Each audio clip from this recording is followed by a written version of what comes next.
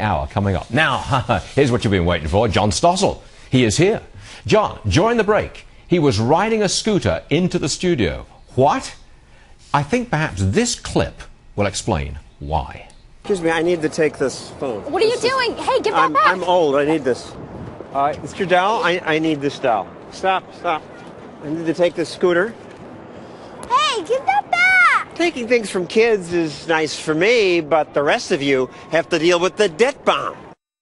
Ah, he's here right now, sitting, scooterless, I might add, but he's sitting right here, John Stossel. What's this? Our spending is robbing our children? Generational theft, and people our age say, I paid into Medicare my whole life, and I'm just getting back what I'm due, but we're getting back 3 to 4 times what we ever paid in. It's unsustainable. Okay.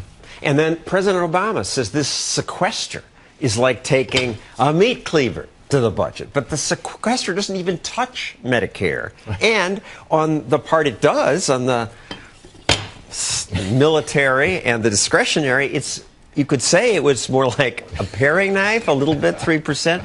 But it isn't even a paring knife, because if you could just look at this slide here, that this is what happens to spending.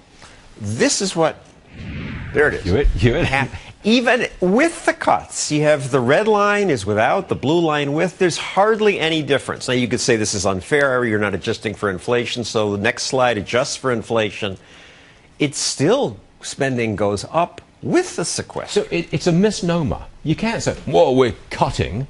You can't really say that. Cutting from what they were going to increase. Right. So with spending, as you said, the slide pointed out, spending keeps going up, even with these cuts. We're just reducing the amount of increase in our spending. That's what we're doing. Even after inflation and adjusting for population growth. Okay. I believe you have a couple of questions for me. Is that correct? Is this a quiz that you're turning on? On my show, we have a real or fake quiz. There's nothing we can cut from the government. But here's what government spends on.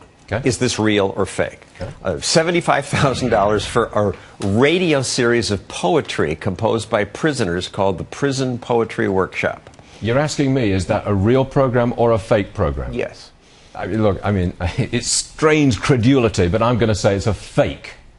Okay, and one more before I give the answer. $220,000 for researchers to discover new methods for killing cockroaches without toxic chemicals. Oh, that, I believe, is real. Yes. The opposite was true. But you're kidding me. The point is that you can't know. They spend it on garbage and say, we can't cut anything or you won't have meat. And the point is, anything is believable because the spending is so crazy. I would believe anything you tell me is a real government program, and it's not. That's right.